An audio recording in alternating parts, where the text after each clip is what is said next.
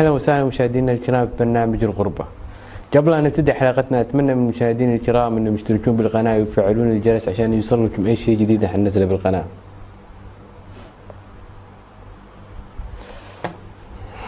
لازم تحرجونا يعني.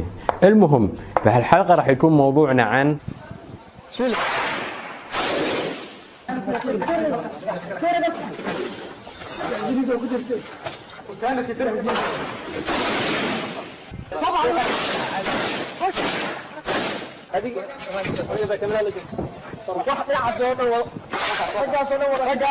الحروب. وما أدراك ما هي الحروب. كنا على علم بأن الحروب لها العديد من الآثار، نحن نرى ذلك واضحا كل يوم، وتسبب الحروب بحدوث مشاكل عاطفية لدى البشر، ولم يقتصر تأثيرها على الناحية الجسدية فقط، فقد أدت الحروب العالمية الأولى إلى حدوث ما يسمى بمتلازمة صدمة القصف، وذلك بسبب تأثير القصف المدفعيات بصوت عالي.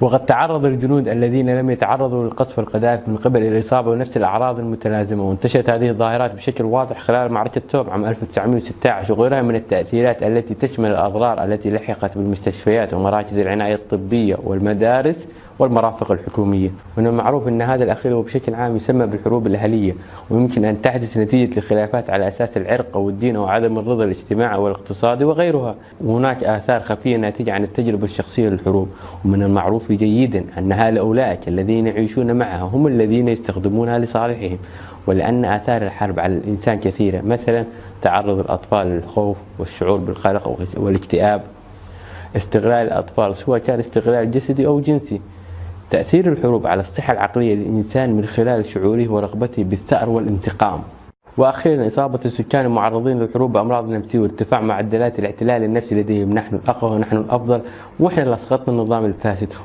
هو مرض نفسي قبل أن يكون حقيقة، وكل هالنوع من التأثيرات يحول الكائن البشري في الوقت الراهن إلى شخص آخر، بمعنى صح مرتزقة أو مريان، ويا كثر مريان داخل الصومال. بس تدرون شيء؟ أكثر شيء ودي أعرفه كيف كانت الصومال قبل الحرب، كيف كانوا عايشين، كيف كانت حياتهم. أتوقع أنتم بعد ودكم تعرفون كيف كانت الصومال قبل الحرب.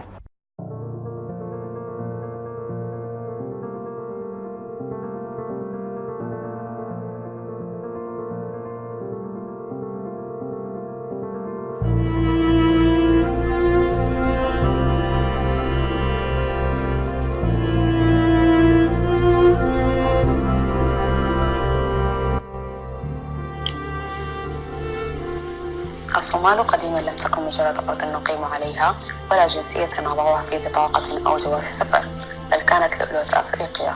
بمجرد كونك صومالي فهو الشعور أن يبعث السعادة في داخلك ليحتل كل خلية في جسمك، وشعور جميل يجعل من المستحيل على أي شخص أن يتخلى عن وطنه أو ينساه أو ينسلخ منه. فالوطن هو كل ذكريات الطفولة، وأول يوم مدرسي، يوم تخرجك، وأول حب تمر به، وهو ما يدفعك نحو التطور والتقدم والتعلم من أجل رفعته وتقدمه. لذلك كانت الصومال هي من أفضل الدول في القرن الأفريقي سابقا، وحتى في أشد لحظات غربتنا عن أوطاننا سنظل دائما متعلقين بهذه الفكرة وهذه المشاعر، فستجدنا دائما نحن إلى ديارنا وعاداتنا اليومية القديمة، وحتى إلى الموسيقى والفنون التي تميز هذا الوطن عن غيره من الأوطان. مشاعر كثيرة مختلطة يمثلها الوطن تزرع في الإنسان منذ اليوم الأول لولادته، ولا تخرج منه إلا في قبره مع روحه. فالوطن أكبر من أن يوصف، وأشمل وأعم من أن يتم شرحه بالكلمات.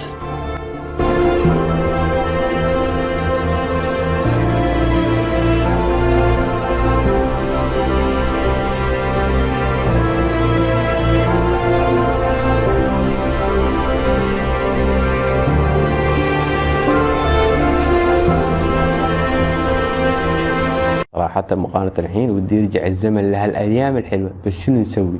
نفس ما شفنا قبل شوي أن الصومال لديها إمكانيات واعدة ومثمرة، وعندها عوامل التنمية السياحية الأخرى. على سبيل المثال تمتاز بطول سواحلها على خليج عدن والبحر الأحمر والمحيط الهندي، غير الهضبات والجبال التي من شأنها أن تخلق فرص هامة للاستثمار السياحي. شأنها شأن دول أخرى في العالم غنية بالإمكانيات الطبيعية، ولكنها فقيرة في الموارد والاستثمارات، وتعاني من انقسامات سكنية شديدة التأثير سلبا على جميع جوانب التنمية الشاملة في البلد. منها القطاع السياحي. وإن شاء الله فترة ونتجاوزها وترجع هالأيام الحلوة، أيام ما كان عندنا غابات جميلة وحيوانات أليفة وجميلة وليس حيوانات مفترسة. دقيقة لاحظت شيء غريب، شعبنا يتعامل مع الحيوانات الأليفة بقساوة. ليش القساوة؟ طيب أنت شنو خليت حق الحيوانات المفترسة؟ كيف راح تتعامل معاها؟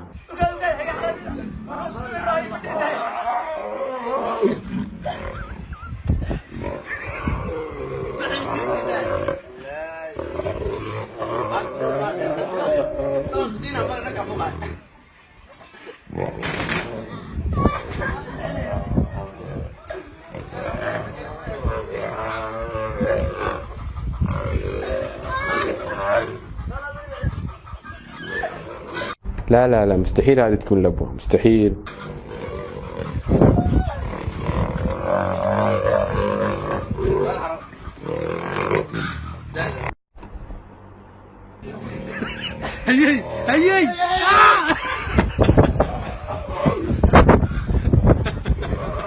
أنا بعد جيت الحلقة راح تبشر بخير. المهم إن شاء الله ترجع هالأيام الحلوة وتختفي عننا الأشياء الغريبة. وبالحديث عن الأشياء الغريبة بالصومال صراحة راح أحتاج إلى 1,000,000 حلقة عشان نتكلم عنها، لأنه مو شيء واحد، عندي أشياء كثيرة. نراكم بعد الفاصل.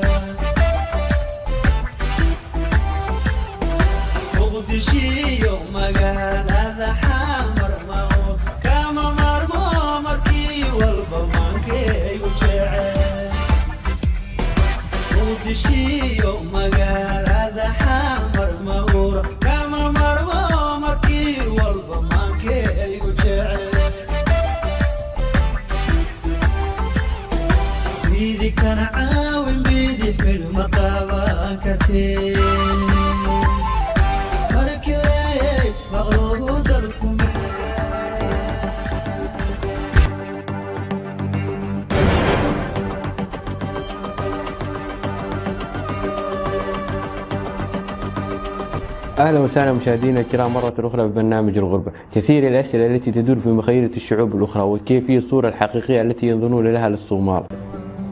حرب ومجاعة، مرض وفاقة، وأمراء حرب. هكذا هي صورة هذا البلد شرقي إفريقيا، الصومال، في أذهان الكثيرين. وظلت هذه الصورة موجودة في الأذهان على مدى نصف قرن، والسؤال يكمن هنا: لماذا هذا البلد لا يراد له أن يستقل؟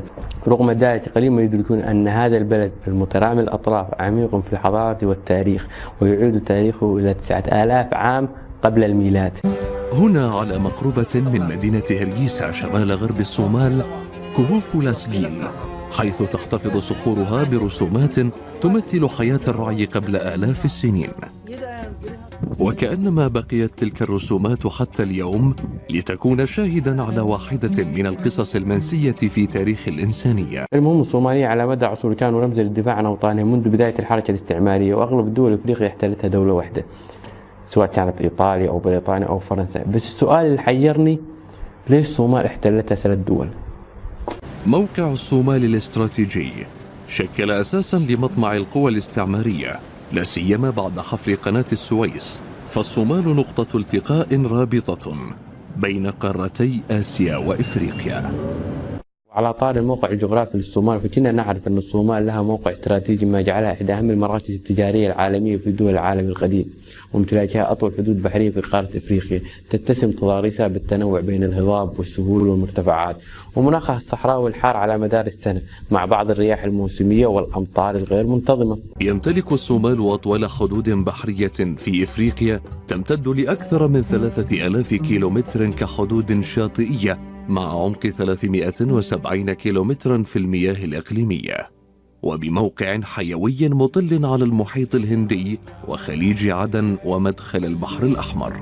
وعلى هذا الأساس عقد مؤتمر برلين سنة 1884 على تقسيم الصومال بين دول الاحتلال الأوروبي بريطانيا، فرنسا، إيطاليا، من أجل نهب خيرات البلد ونقلها بحريا عبر السفن.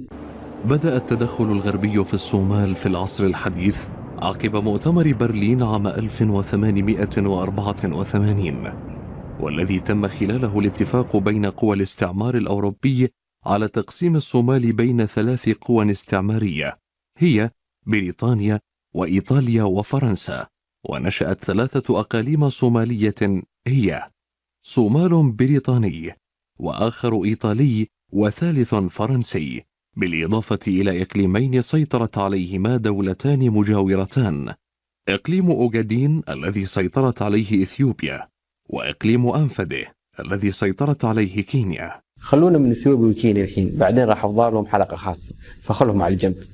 بعدما أرسلت الإمبراطوريات الأوروبية العظمى جيوشها إلى منطقة القرن الإفريقي، بغيت السيطرة على هذه المنطقة الاستراتيجية في العالم، مما دفع كثير من الصوماليين للمقاومة الاستعمار. على سبيل المثال الزعيم محمد عبد الله حسن، مؤسس الدولة الدراويشية التي تؤسست سنة 1896 إلى 1920، وهذا التمثال كان ذكرى لهم حين حشد فيها جنود الصومالي من شتى أنحاء القرن الإفريقي، وبداية واحد من أطول حروب المقاومة ضد الاستعمار على مدار التاريخ. واستطاعت الصومال في البداية مقاومة الاستعمار حتى تمكنت دولة الدراويش من صد الهجوم الإمبراطورية البريطانية 4 مرات متتالية، وأجبرتها على الانسحاب نحو الساحل. وهزمت دولة الدراويش في عام 1920 عندما استخدمت القوات البريطانية الطائرات خلال معاركها في إفريقيا لقصف تليح عاصمة الدولة الدراويشية، وبذلك تحولت كل أراضي الدولة إلى مستعمرة تابعة للإمبراطورية البريطانية. كما واجهت إيطاليا نفس المقاومة من جانب السلاطين الصوماليين، ولم تتمكن من بسط سيطرتها الكاملة على أجزاء الدولة المعروف حاليا بدولة الصومال إلا خلال العصر الفاشل في أواخر عام 1927، واستمر البريطانيون حتى تم استبدالهم بالحكم العسكري هذا الاحتلال عام 1941، وظل شمال الصومال مستعمرة بريطانية في حين تحول جنوب الصومال إلى دولة مستقلة تحت وصاية البريطانية، إلى أن تم توحيد شطري الصومال عام 1960 تحت اسم جمهورية الصومال الديمقراطية. وهنا كانت الوحدة بين شطري الصومال شمالها وجنوبها كدولة واحدة وكشعب واحد. نراكم بعد الفاصل.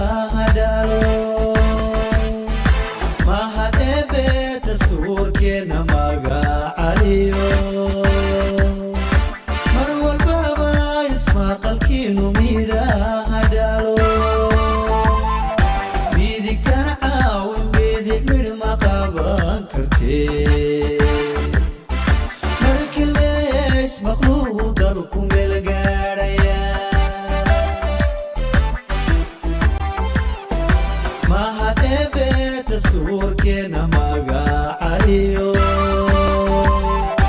mar walbaba ismaqalkiinu midhaha dhalo mahadebe dastuurkeena magaca caliyo mar walbaba ismaqalkiinu midhaha dhalo bidigtana caawin bidig midh ma qaban kartee markii lees maqluuqa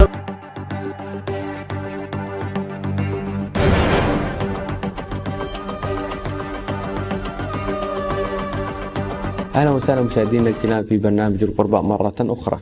في الفقرة راح اتكلم عن موضوع ثاني وراح اخذكم برحلة ولا في الاحلام من اساطير الصومال. هذا هو يقال انه كهف فيه جن. فندق الجن. فندق الجن. اهلا وسهلا. وحال الشيء ان بورتان اي جن دقني وسلامينا وسلامينا. اهلا وسهلا. وانت تصدق اي شيء يقولون الصوماليين صديقي الواحد فيهم يخزن يطلع اشاعات ما لها اي داعي. ومن يحب الجن اصلا؟ نين كان جن يقول جعل لي هاي مركا جن السلامة هذا من احباب الجن. الحب مو عيب. بالمناسبة هذا الفندق الوحيد اللي بالصومال ما يحصل فيه تفجيرات. نحن في تمشية الى منطقة الجن.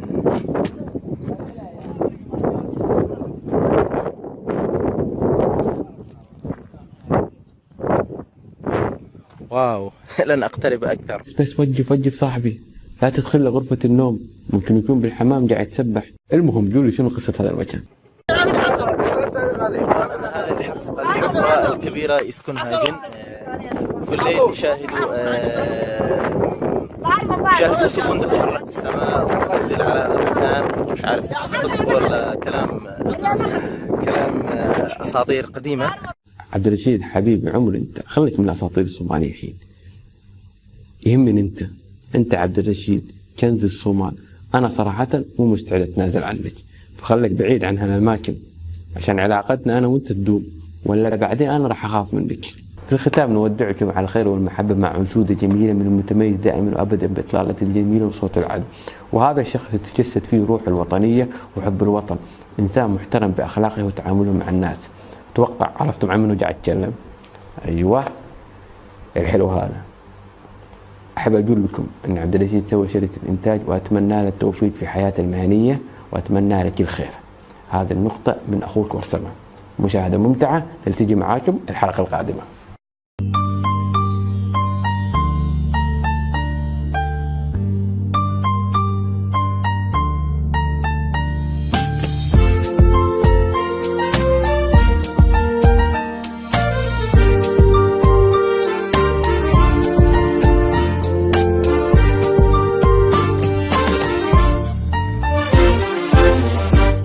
محبوبتي هي غايتي عشق يبادلني الغرام.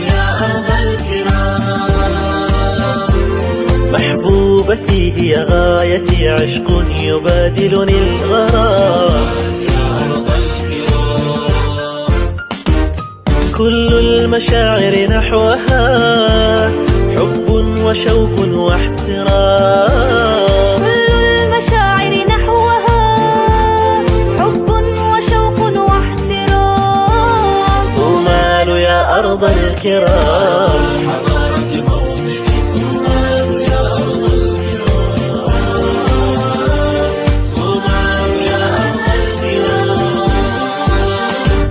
بشمالها وجنوبها تجد المحبة والوئام. بشمالها وجنوبها تجد المحبة والوئام. في بحرها وسمائها تجد السعادة والسلام. في بحرها وسمائها تجد السعادة والسلام. صومال يا أرض الكرام.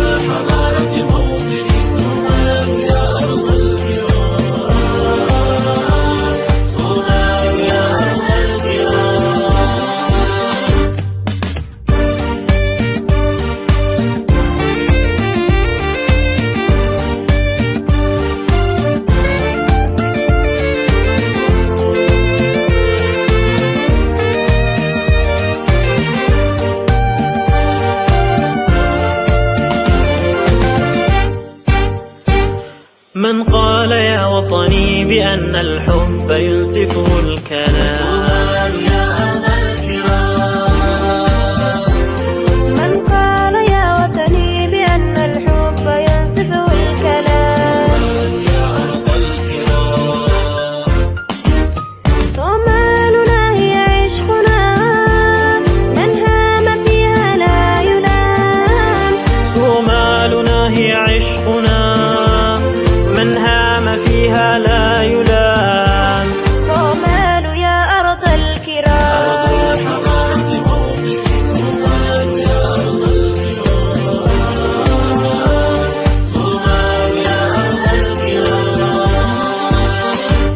نحن الجنود شعارنا أرواحنا تفدي الوطن. صومال يا أرض الكرام. نحن الجنود شعارنا أرواحنا تفدي الوطن.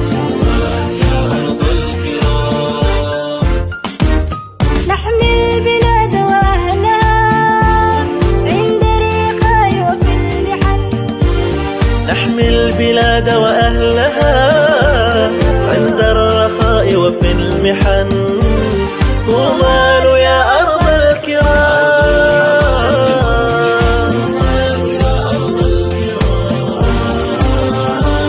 صومال يا أرض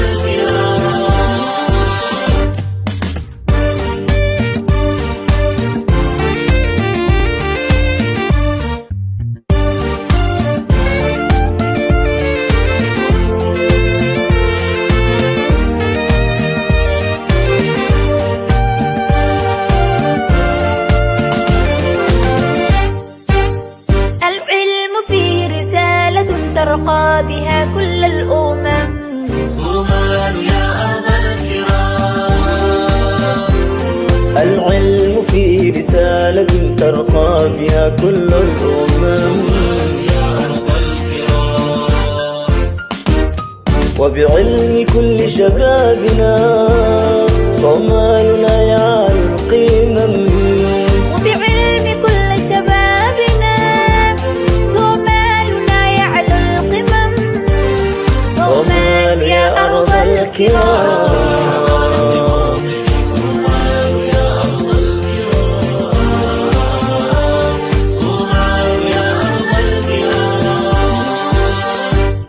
من أجل صحة شعبنا نحن الطبيبة والطبيب. صومال يا أرض الكرام.